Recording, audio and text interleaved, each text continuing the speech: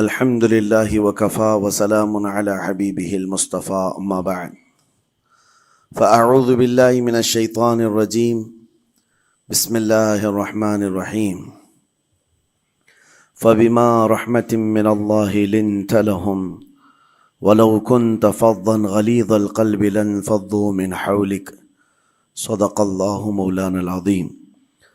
بارگاہ رسالت معاب صلی اللہ تعالی علیہ وسلم میں درود پاک کا ہدیہ پیش کریں۔ اللہم صلی علی سیدنا و مولانا محمد معدن الجود والکرم وآلہ واصحابہ الکرام وابنہ الکریم وبارک وسلم صلاة دائمتا سرمدا ابدا۔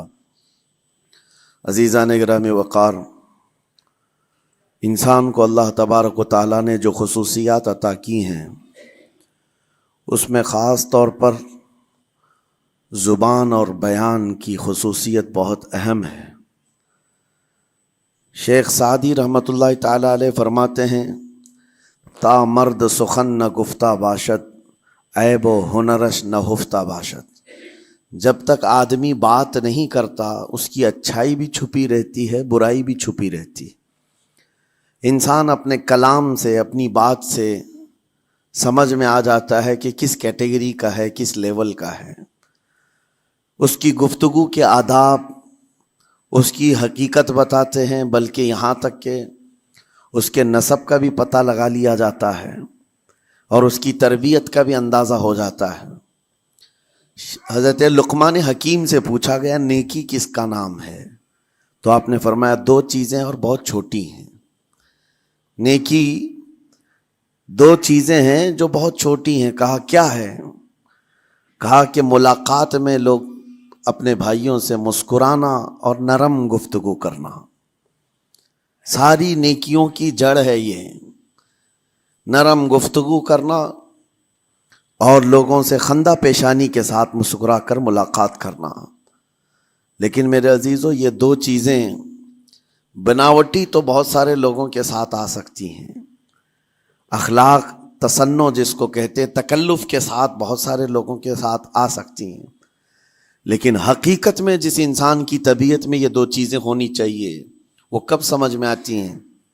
اس وقت جو مولا علی کرم اللہ وجہہ الکریم نے فرمایا کسی انسان کو اس کی حقیقت دیکھنا ہو تو غصے کے عالم میں اسے دیکھو۔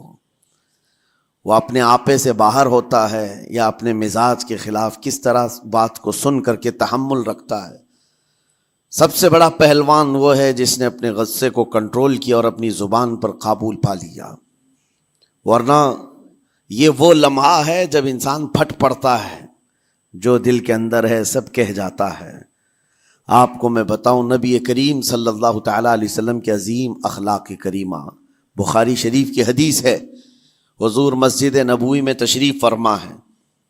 اس وقت مسجد نبوی، آج ہو سکتا ہے آپ کے ذہن میں جو امیج ہے مسجد نبوی کی، بہت بڑی عالی شان مسجد، لیکن وہ زمانہ نبوی میں اس طرح کی نہیں ہے۔ کچی دیواریں تھی، اوپر چھپر کے چھت پڑے ہوئے تھے اور مٹی کی زمین تھی۔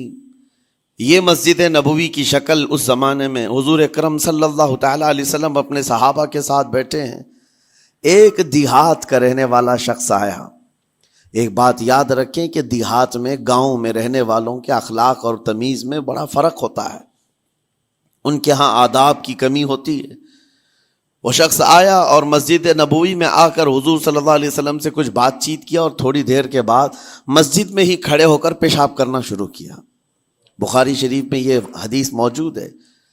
جب مسجد نبوی میں کھڑے ہو کر پیشاب کرے تو صحابہ اکرام سب دیکھ کر کے دوڑانے لگ گئے، خذوہ خذوہ، پکڑو اس کو، پکڑو اس کو، اور صحابہ دوڑاتے تھے، وہ پیشاب کرتے ہوئے بھاگتا تھا پوری مسجد میں۔ نبی پاک صلی اللہ تعالی علیہ وسلم نے فرمایا دعوہ، چھوڑ دو اس کو، کر لینے دو، پیشاب کر رہا ہے مسجد میں، چھوڑ دو اس کو۔ جب وہ صحابہ اکرام حضور کا حکم سنتے ہیں سب پیچھے ہٹ گئے۔ تھوڑی دیر کے بعد نبی کریم صلی اللہ تعالیٰ علیہ وسلم نے صحابہ سے فرمایا پانی کے ڈول بھر کر کے لائے جائیں۔ صحابہ سے ہی منگوایا، پانی کے ڈول بھر کر کے لائے گئے اور مسجد نبوی کے میدان میں فرش پر بہایا گیا اور صاف کیا گیا. اب وہ شخص نہایت ہی ڈرا سہما کھڑا تھا, میرے ساتھ کیا ہوگا پتہ نہیں, میں نے پیشاب کیا, اب مجھے یہ لوگ قتل کر ڈالیں. نبی کریم صلی اللہ تعالی علیہ وسلم نے قریب بلایا اور فرمایا, نہایت نرم گفتگو کے ساتھ حضور فرماتے ہیں, یہ اللہ کا گھر ہے, یہاں پیشاب نہیں پیشانیاں رکھی جاتی ہیں. بس یہ جملہ ہے, بخاری شریف میں موجود ہے, یہاں عبادت کی جاتی ہے. اتنا کہہ کر رخصت ہو گئے, رخصت کر دیا. وہ دیہات سے آیا ہوا جو نوجوان تھا یا شخص تھا, باہر نکلتے ہی وہ کلمہ طیبہ پڑھ کر حضور کی غلامی میں شامل ہوا. میں نے وہ بلند عالی اخلاق نہیں دیکھے. نبی کریم صلی اللہ علیہ وسلم کے بارے میں قرآن کہتا ہے, فَبِمَا رَحْمَةٍ مِّنَ اللَّهِ لِنْتَ لَهُمْ, اللہ کی رحمت سے آپ لوگوں کے لیے نرم ہیں, اس لیے لوگ آپ کے ارد گرد لگے ہوئے رہتے ہیں. وَلَوْ كُنْتَ فَظًّا غَلِيظَ الْقَلْبِ لَانْفَضُّوا مِنْ حَوْلِكَ, اے رسول اگر آپ سخت دل ہو جائیں تو پھر یہ سب چھٹ جائیں گے, آپ سے دور ہو جائیں گے. اس رسول کے لیے جب کہا گیا ہے کہ اگر آپ سخت ہو جائیں تو لوگ چھوڑ کر کے دور ہو جائیں گے, تو ہمارے اور آپ کے لیے کس قدر لہجے کی پابندی ضروری ہے. ہاں عزیزان گرام وقار, اپنی گفتگو, اپنے کلام, اپنی بات چیت سے آپ اپنے سلیقے بتاتے ہیں. گالی گلوچ کرتے ہوئے جن کی صبح شامیں ہوتی ہیں, ان کو دیکھ کر کے ہی پہچان میں آ جاتا ہے کس گھر سے یہ تعلق رکھتا ہے, کہاں ان کی تربیت ہوئی ہے, کس طرح ان کے آداب سکھائے گئے. اسی لیے میرے عزیزو, بچوں کو آوارہ بھی نہ چھوڑ دینا کہ وہ اپنی زبان گلی کوچوں سے سیکھ کر کے جائیں. کل کو ہوگا یہ کہ اس کی زبان کی وجہ سے لوگ تمہیں تان و تشنیع کریں گے, اس کا باپ ایسا ہوگا اس لیے بچہ ایسا ہے, اس کی ماں اس طرح ہوگی اس لیے اس کی گفتگو ایسی ہے. کیونکہ موسٹلی زیادہ طور پر بچے اپنے ماں باپ کے اخلاق کو نقل کرتے ہیں, ٹرانسفر ہوتی چلی جاتی ہیں. ایک بار حضور اکرم صلی اللہ تعالی علیہ وسلم مسجد نبوی سے باہر نکل کر جا رہے ہیں. توجہ میرے عزیز ہو, اخلاق کہاں دکھانے چاہیے اور ہماری بات چیت کے انداز ہمیں کہاں ہونا چاہیے, میں آپ کو بتاؤں. حضور تشریف لے کر جا رہے ہیں, صحابہ اکرام کھڑے تھے حضور کے اطراف. مدینہ طیبہ کی ایک بوڑھی خاتون جس کا ذہنی توازن کھویا ہوا ہے, یعنی وہ دماغی طور پر ڈسیبل ہے, اور وہ آئی جا رہی تھی. لوگ جب بھی اس کو دیکھتے راستہ کاٹ لیتے, وہ جس کو بھی پکڑتی تھی سنانا شروع کرتی تھی, جو منہ میں آئے بکنے لگ جائے, اور لوگوں کو تنگی محسوس ہونے لگتی. صحابہ نے دیکھا کہ یہ عورت آ رہی ہے, حضور کی طرف آ رہی ہے, سب نے حضور صلی اللہ علیہ وسلم کو گھیر لیا, اس کا راستہ روکنے کے لیے. اب آئے گی اور نبی کریم صلی اللہ علیہ وسلم کے پاس اگر زبان درازی کرنے لگ جائے, پاگل عورت ہے, اور بک بک کرنے لگ جائے, حضور پاک صلی اللہ علیہ وسلم کے ادب میں کہیں کمی نہ آ جائے. صحابہ کا یہ ہمیشہ اہتمام رہتا. حضور اکرم صلی اللہ علیہ وسلم نے دیکھا تو صحابہ سے کہا, ہٹ جاؤ, اس کو آنے دو, ہٹ جاؤ, اس کا راستہ چھوڑ دو. صحابہ نے کہا, یا رسول اللہ صلی اللہ علیہ وسلم, اس کا ذہنی توازن ٹھیک نہیں ہے, دماغی طور پر وہ عورت ٹھیک نہیں ہے. وہ آئے گی اور لمبی باتیں کرتی ہے, لا یعنی باتیں کرتی ہے, کہیں آپ کی شان پاک میں کوئی گستاخی نہ ہو جائے.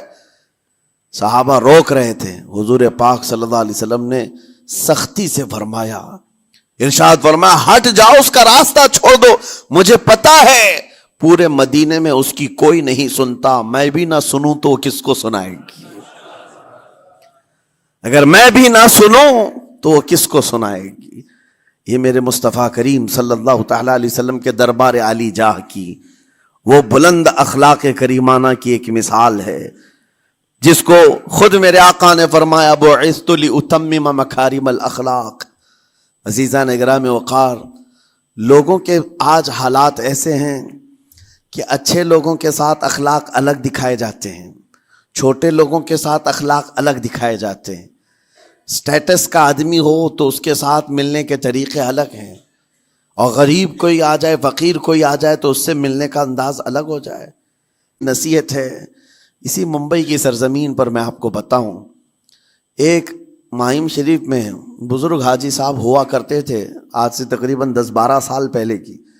وہ کئی لوگوں سے ایک سوال کرتے تھے پکڑ پکڑ کر کے کہ میرا ایک سوال ہے، آپ جواب دیں گے، میرا ایک سوال ہے. کئی علماء سے انہوں نے پوچھا، مجھ سے بھی انہوں نے، جب میں نیا تھا مصر سے پڑھ کر کے آیا تھا، میرے پاس آ کر کہا کافی سالوں سے میرے ذہن میں ایک سوال ہوتا ہے، میں آپ سے بھی پوچھنا چاہتا ہوں. کہا بتائیے کیا ہے؟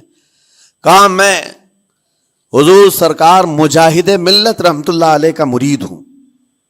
علامہ حبیب الرحمن مجاہد ملت، رئیس اعظم اڑیسہ، جن کے خدمات جلیلہ آج ہو سکتا ہے نئی جنریشن کو نہ معلوم ہو، ان کا لقب ہے مجاہد ملت، جنہوں نے سنیت کی بقا کے لیے اپنا تن من دھن سب قربان کیا تھا.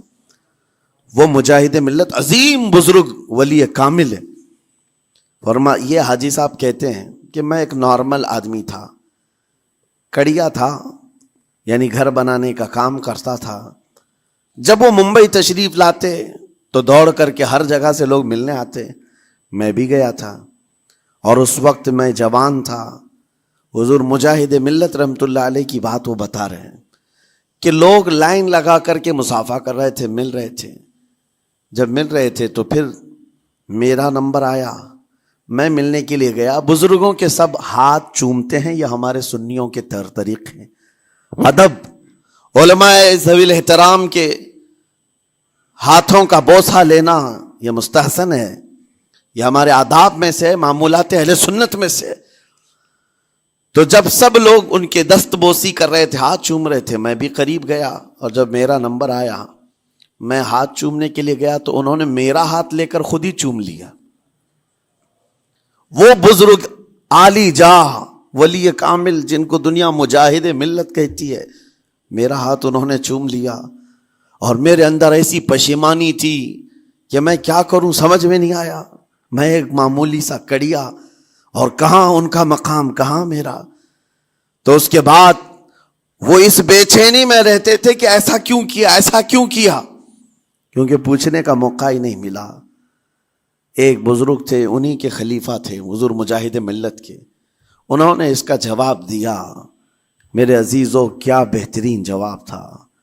حضرت مجاہد ملت رحمت اللہ تعالی علیہ یہ چاہتے تھے کہ ہزاروں لوگ ہماری تعظیم کرتے ہیں تو کہیں ہمارے دماغ میں بادشاہت کا خیال نہ آئے، ہم غریب اور فقیر کا ہاتھ چوم کر اپنے نفس کی مخالفت بھی کرتے ہیں. اخلاق کریمانہ دکھانے کے لیے اسٹیٹس والوں کے ساتھ ہی نہیں، غربا فقراء کے ساتھ بھی وہ اخلاق ہوں.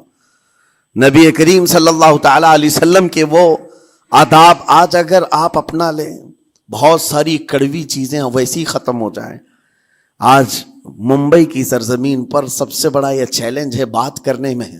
نوجوانوں کے تو آج پارے چڑھے ہوئے ہوتے ہیں، ان سے کوئی بھی بات کر لے، جس تیور میں یہ بات کرتے ہیں ایسا لگتا ہے کہ ابھی لڑائی ہو جائے گی، ابھی جھگڑا ہو جائے گا.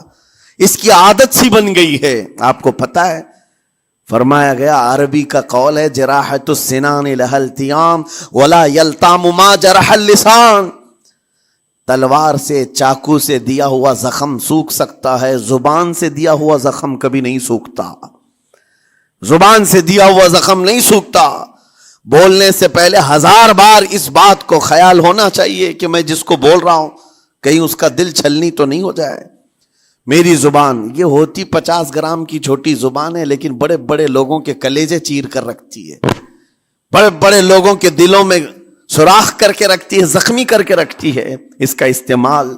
اسی لیے روایت میں ملتا ہے کہ جب انسان صبح کرتا ہے تو سارے اعضاء، ہاتھ پیر آنکھ کان ناک، سارے اعضاء سب سے پہلے زبان سے یہ عرض کرتے ہیں، اس کی پناہ مانگتے ہیں، کہتے ہیں آج تو صحیح سلامت رہے گی تو ہم سب صحیح سلامت رہیں گے، اور اگر تو پھسل گئی تو عذاب ہم پر بھی ہوگا. زبان بولتی ہے، مار کسی اور کو پڑتی ہے. کوئی زبان کو مارتا نہیں ہے، گالی زبان دیتی ہے، لیکن مار کبھی پیٹھ پہ پڑتی ہے، سر پہ پڑتی ہے، ہر جگہ پڑتی ہے. تو یہ زبان نبی کریم صلی اللہ تعالی علیہ وسلم نے ارشاد فرمایا، من یضمن لی ما بین لحیتیہ وما بین، حضور پاک صلی اللہ تعالی علیہ وسلم فرماتے ہیں جس نے 2 چیزوں کی ضمانت مجھے دے دی حفاظت کی، میں اسے اضمن لہ الجنہ، میں اس کو جنت میں لے جانے کی ضمانت دیتا ہوں۔ دو چیزیں کیا ہیں؟ حضور فرماتے ہیں ایک دو جبڑوں کے بیچ میں جو موجود زبان ہے اس کی حفاظت کر لے، اور دو رانوں کے بیچ میں جو شرمگاہ ہے اس کی حفاظت کر لے، یہ دو چیزیں جس نے بچا لیا میں اس کو جنت میں لے جانے کی ذمہ داری دیتا ہوں، ضمانت دیتا ہوں۔ اس کا کتنا بڑا کردار ہے، یہ زبان کا کتنا بڑا کردار ہے۔ اور حضور نے ایک بار پکڑ کر کے فرمایا تھا، زبان کو پکڑ کر کے کہا تھا یہ وہ زبان ہے جو انسان کو جنت میں بھی لے جاتی ہے اور دوزخ میں بھی لے جاتی۔ کلمہ کس سے پڑھتے ہیں آپ؟ لا الہ الا اللہ، زبان ہی سے تو پڑھتے ہیں، اسی کلمے نے آپ کو جنت تک پہنچایا۔ اور کافر جو کفر کرتا ہے وہ بھی زبان سے ہی کرتا ہے، اور زبان اسے ہمیشہ کی دوزخ میں لے جاتی ہے۔ اس زبان کو چلانے سے پہلے 1000 بار سوچ لیں کہ آج لہجوں کی سختیاں بڑھتی چلی گئیں، اور آپ کو پتا ہے قرآن پاک میں رب تعالیٰ نے یہ فرمایا وَلَا تَقُلْ لَهُمَا اُفٍّ وَلَا تَنْهَرْهُمَا، والدین کے بارے میں بچوں کو کیا کہا گیا؟ ان کو اف تک نہ کہو۔ لیکن زبان جب کھلتی ہے نا، ماں باپ کے خلاف نوجوانوں کو ہم نے دیکھا ہے گالی گلوچ کرتے ہوئے اور اتنی بری باتیں کہتے ہوئے، معاذ اللہ۔ عزیزان گرامی وقار، حضور نے تو یہ فرمایا جس نے پلٹ کر کے اپنے ماں اور باپ کو سخت لہجے میں بات کیا یا ان کی نافرمانی کی، حضور فرماتے میرا دل چاہتا ہے کہ اس کے گھر کو آگ لگا دوں، آگ لگا دوں۔ اس لیے اس بات کو ہمیشہ یاد رکھیں، تمہارے لہجے کی سختیاں کسی کو زخمی کر دیں تو آخرت خراب ہو جائے گی، آخرت خراب ہو جائے گی۔ حضرت علقمہ رضی اللہ تعالیٰ عنہ حضور کے صحابی ہیں، حضور صلی اللہ علیہ وسلم کے صحابی ہیں۔ آخری وقت آ گیا تھا لیکن زبان نہیں کھلتی تھی۔ حضور پاک صلی اللہ علیہ وسلم کے پاس سفارش لائی گئی کہ آپ کے وہ ساتھی ہیں انتقال کر رہے ہیں لیکن زبان پر کلمہ بھی نہیں آتا۔ حضور تشریف لائے، دیکھا، پوچھا گھر میں ان کے کون کون ہے؟ کہا بیوی ہے اور ماں ہے۔ ماں کو بلایا اور کہا علقمہ کے بارے میں کیا کہتی ہو، کیسا تھا ہے؟ کہا بہت اچھا، پرہیزگار، عبادت گزار، ساری نیکوکاریاں اس کے اندر ہیں۔ تو پھر حضور نے پوچھا اچھا یہ بہت نیک تھا، تم بھی اس سے راضی ہو کہ نہیں ہو؟ ماں نے کہا میں نہیں راضی ہوں، میں راضی نہیں ہوں۔ کہا کیوں، وجہ کیا ہے؟ کہا یا رسول اللہ میرا اکلوتا بیٹا، میرا تنہا بیٹا تھا، بڑی محبتوں کے ساتھ اس کو پالا تھا، اور جب میں نے اس کی شادی کی اپنی بیوی کو لایا، اور جب بیوی گھر پر آ گئی تو میری بات کو ہلکے میں لیتا، اپنی بیوی کی بات کو فوقیت دیتا، ترجیح دیتا۔ اور اس وقت غالباً یہ باتیں تھی کہ زبان سے کوئی کلمہ ان کے نکلا ہوگا جو بیوی کی حمایت میں تھی، ماں کو تکلیف پہنچ گئی۔ کہا میرا دل گوارا نہیں کرتا، میں اس سے راضی نہیں ہوں، باقی وہ بہت نیک بندہ ہے، بہت اچھا ہے۔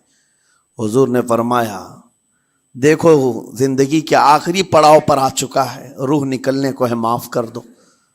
وہ بھی صحابیہ تھی، انہوں نے کہا آقا آپ کا حکم ہے یا مشورہ ہے؟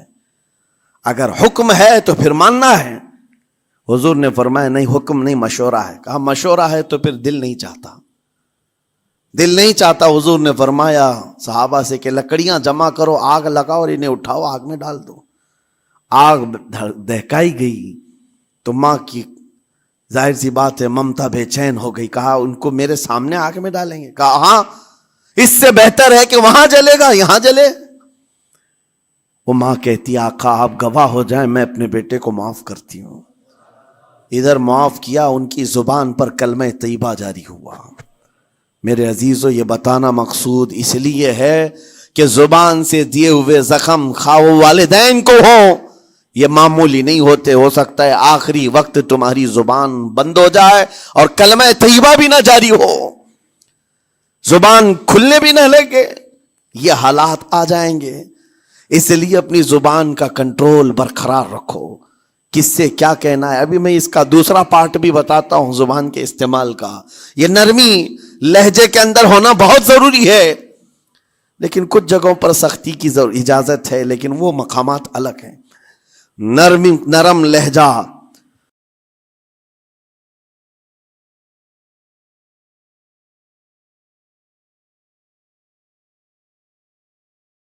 صلی اللہ تعالیٰ علیہ وسلم کے فرامین میں سے ہے. ایک بات بڑی بغداد مقدسہ میں نے ایک ولی پاک کی زیارت کی، ان کے آستانے پر بھی میں ابھی بیان کیا تھا. حضرت بہلول دانا مجذوب بزرگ تھے اور بغداد کی گلیوں میں کہیں پر بھی بیٹھ جاتے تھے، اور جو جانکار تھے وہ سمجھتے تھے یہ اللہ والا بندہ ہے.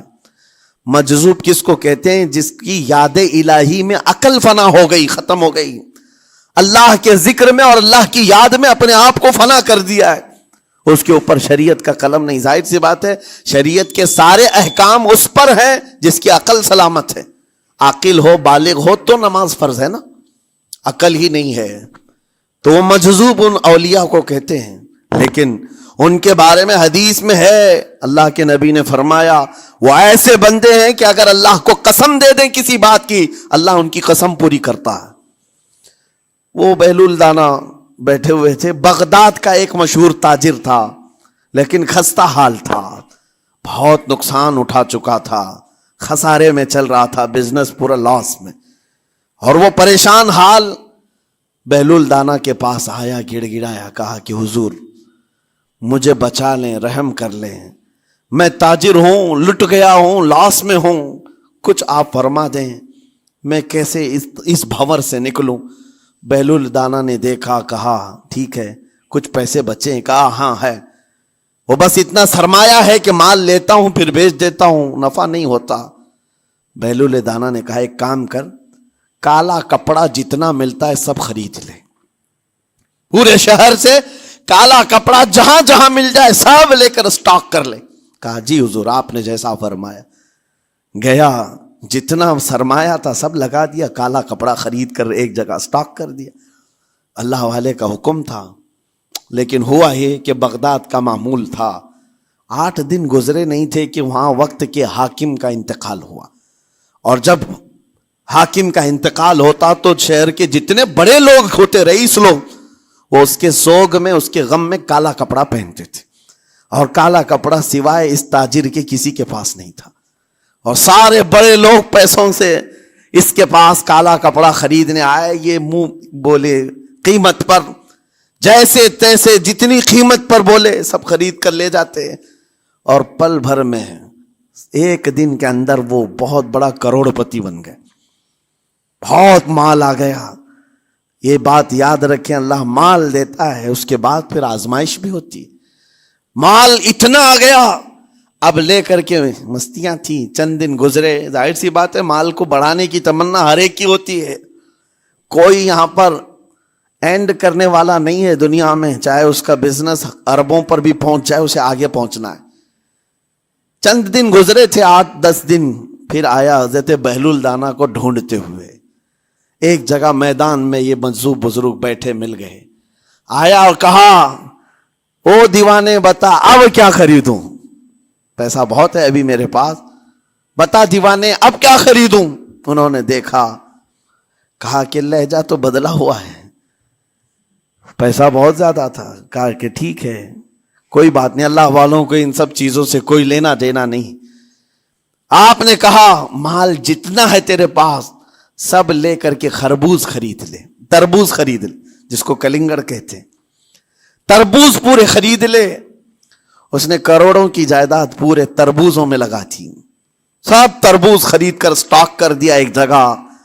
اور اس کے گمان میں یہی تھا کہ چند دن گزریں گے، کوئی ایسا ہی حادثہ ہوگا جب تربوز منہ مانگی قیمت پہ لوگ خریدیں گے اور میں بیچوں گا. پورا مال تربوز میں لگایا.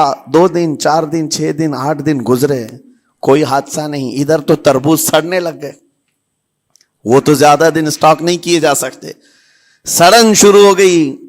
پھر تھوڑے دنوں کے بعد پورے کے پورے سڑ گئے. کروڑوں کا مال تربوز میں سڑ کے چلا گیا. وہ کچھ بھی نہیں سکا، کچھ نہیں کر سکا.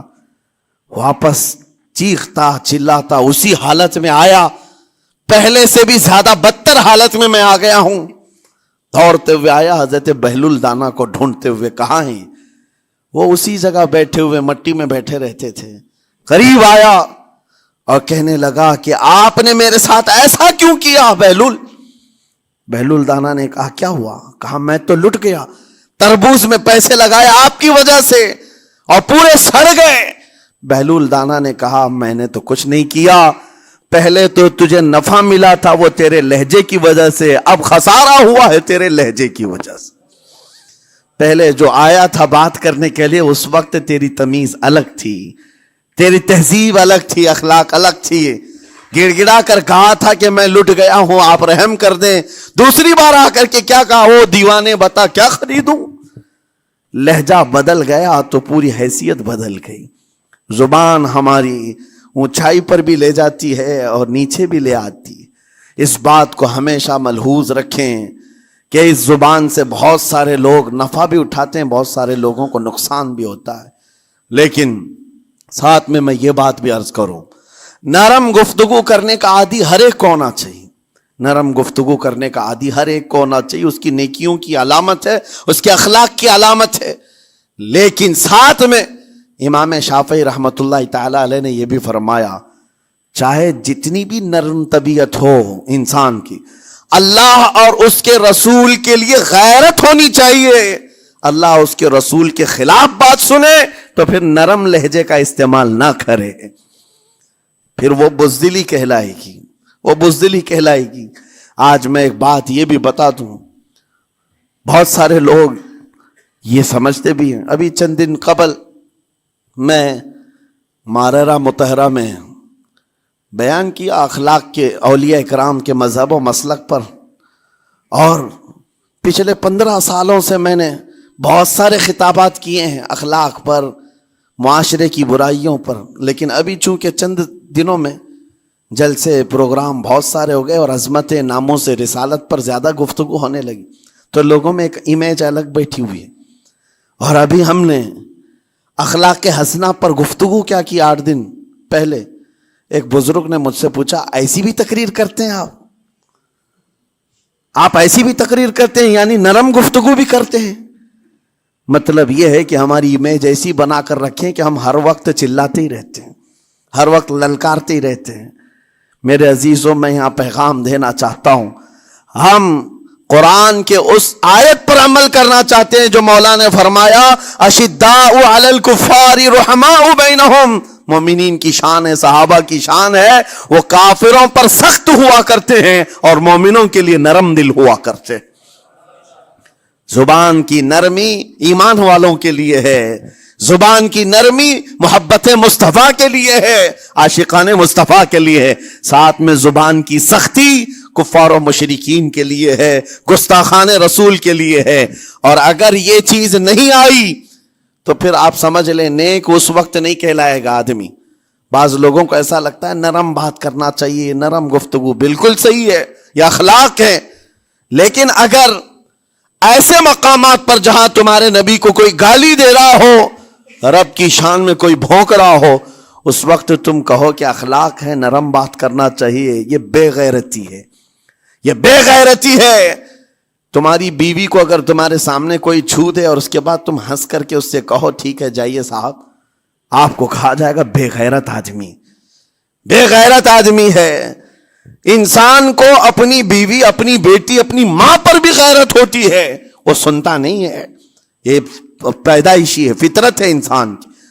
और मोमिन की शान ये है, सबसे बड़ी गैरत उसके लिए अल्लाह और उसके रसूल के लिए हुआ करती। लेकिन अल्लाह और उसके रसूल के लिए माँ और बाप को गालियां एक वक्त ईमान की अलामतों में से है।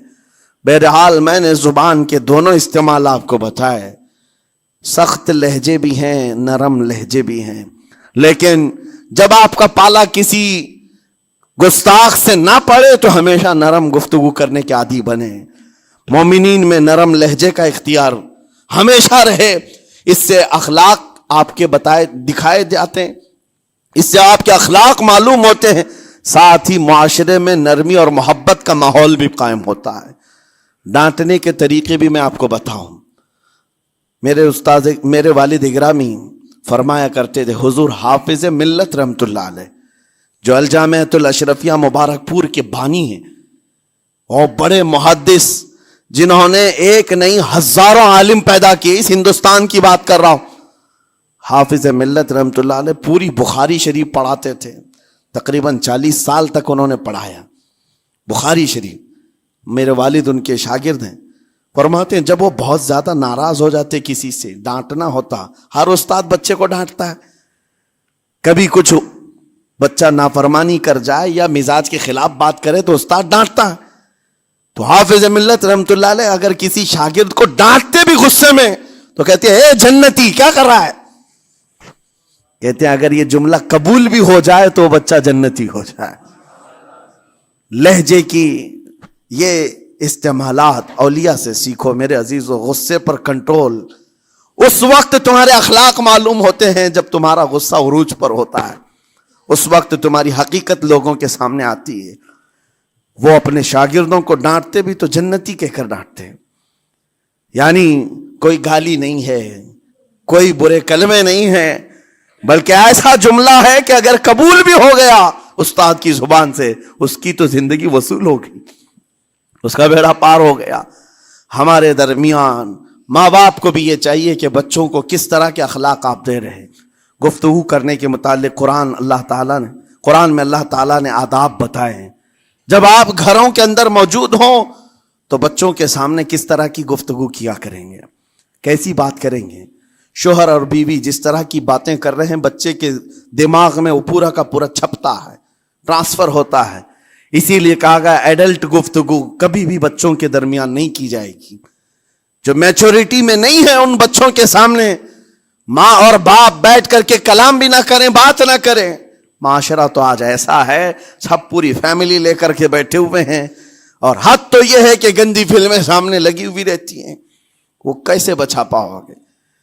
4 سال 5 سال کے بچے کے اندر بھی وہ گفتگو، وہ مکالمات، ایک دوسرے سے بات کرنے کی تمیزیں، وہ سب وہاں سے سیکھتا آ رہا ہے. گھروں کے اندر ماحول کو تبدیل کرنے کے لیے آپ کی اپنی زبان پر کنٹرول اور اپنے بچوں کی تربیت اور ان کی زبان پر کنٹرول بہت ضروری ہے. پھر دیکھنا آپ یہ معاشرہ پیدا کر کے کل کو آپ کا بچہ نکلے گا، اس کی تمیز، اس کے اخلاق پر ہر کوئی اش اش کرے گا. چند دنوں کی محنت ہے آپ کی، لیکن بچے جب سلیقے کے ساتھ گفتگو کریں تو لوگوں کا دل جیت لیا کرتے ہیں. بات کرنے کے آداب ایسے ہیں کہ لوگ دل جیت لیا کرتے ہیں. یہ میرے استاد گرامی مصر کے رہنے والے تھے. جب خطابت ہمیں سکھا رہے تھے گفتگو کرنے کے آداب، تقریر کرنے کے آداب، تو ایک امام غزالی کا قول تھا کلم الناس علی قدر عقولہم، لوگوں سے ان کی عقل کے مطابق بات کرو. اس پر وہ سمجھاتے ہوئے ہمیں ٹریننگ دیتے تھے اور کہتے تھے کہ تمہارے پاس آنے والے کئی طرح کے لوگ ہوں گے. اگر تم امام ہو، اگر داعی ہو، خطیب ہو، مقرر ہو، کوئی غریب گھر سے، کوئی بڑے امیر گھر سے، کوئی پڑھا لکھا آئے گا، کوئی جاہل ہوگا، کوئی بدتمیز بھی ہوگا، کوئی نیکوکار، کوئی گنہگار، سب طرح کے مکس مجموعہ تمہارے پاس ہوگا. ان سے خطاب کرنا، ان سے بات کرنا، کس انداز سے بات کرو گے، کیسے ان سے کلام کرو گے. میرے عزیزو یہ ہمارا اپنا ہنر نہیں ہے. ہم جو آپ کے سامنے گفتگو کر رہے ہیں یہ ہمارا فن نہیں ہے، یہ اپنا پیدا کیا وہ ہنر نہیں ہے. ہمیں سکھایا گیا تھا صرف اور صرف آپ کو اس مجمع سے اور یہ آئے ہوئے جمع غفیر سے بات کرنے کے لیے ایک ہی اسلوب اپنانا ہے. دیکھنا ہے کہ رسول اللہ کیسے بات کیا کرتے تھے. میرے آقا صلی اللہ تعالی علیہ وسلم کا اسلوب اپناؤ. حضور کے خطبے دیکھو، حضور جب خطاب کرتے، ظاہر سی بات ہے مسجد نبوی میں اس وقت بھی لوگ، ہر طرح کے لوگ آتے، دیہات کے بھی تھے، شہر کے بھی تھے، اعلیٰ دماغ والے لوگ اور کئی الگ الگ قسم کے لوگ آتے. حضور کا خطاب سب کے لیے تھا. عزیزان گرامی، ان سنتوں پر عمل کر کے آج آپ اپنے لہجے کو بہتر بنا سکتے ہیں. بس میری گفتگو کا خلاصہ یہی ہے کہ اللہ تعالیٰ ہمیں زبان کا صحیح استعمال عطا فرمائے، ورنہ یہ زبان کی سختیاں اور اس کی کڑواہٹ ہمیں دوزخ میں بھی لے جاتی ہے، دوزخ تک لے جا سکتی ہے. اللہ تعالیٰ اس کی مکاریاں، اس کی عیاریاں اور اس کی شرانگیزیوں سے ہم سب کی حفاظت فرمائے. ساتھ میں یہ بھی میں بتا دوں، وہ زبان پاک نہیں بولتی، وہ زبان پاک نہیں بولتی جو حلال نہیں کھاتی. یہ بھی بزرگوں نے فرمایا ہے، یہ زبان پاک نہیں بولتی جو حلال نہیں کھاتی. اسی سے ہر کچھ گزرتا ہے، اندر پیٹ میں جاتا ہے. حلال لقمے اس سے گزارو تو زبان پاک بولے، اللہ کا ذکر کرے، اور تمہیں زبان میں وہ لذت آنے لگ جائے، لیکن اس سے حرام لقمے گزارتے رہو گے، اس کے لہجے کی سختیاں بھی آ جائیں گی، اس کے اندر کڑواہٹ بھی آ جائے گی، گالی گلوچ، یہ سارے استعمالات یہ زبان کرنے لگ جائے گی۔ کیوں؟ اس سے حرام لقمے جو گزارے جا رہے ہیں، اس چیز کا بھی خیال ضروری ہے۔ زبان کو جس طرح کا پیٹرول دو گے ویسی چلے گی یہ گاڑی، جس طرح کا ڈیزل اس کے اندر ڈالتے ہو، حرام یا حلال، یہ بہت معنی رکھتا ہے۔ اور ایک بات یہ بھی سن کر کے چلے ہیں کہ حضرت سلیمان علیہ السلام کے زمانے میں ایک مناظرہ ہوا تھا علماء کا۔ بعض لوگوں نے کہا کہ انسان کی ایک جماعت تھی، انسان کی زبان افضل ہے، منہ افضل ہے، اس لیے کہ وہ اللہ کا ذکر کرتی ہے۔ بعض نے کہا کہ نہیں، انسان کے پیچھے کا مقام اچھا ہے، اس سے بہتر ہے۔ یہ دونوں کی تکرار میں حضرت سلیمان علیہ السلام کے پاس بات آئی، آپ بتائیں۔ تو ان سے پوچھا تم اتنی بڑی بات کیوں کہہ رہے ہو؟ اس کے پیچھے کا مقام اچھا ہے۔ کہا کہ اس لیے کہ وہ صرف نجاست نکالتا ہے، وہ صرف نجاست نکالتا ہے، وہ مقام غلاظت باہر کرتا ہے، غلاظت اندر لیتا نہیں۔ زبان غلاظت اندر بھی لیتی ہے، حرام کھاتی بھی ہے، لوگوں کو زخمی بھی کرتی ہے۔ ان علماء کی دلیل تھی۔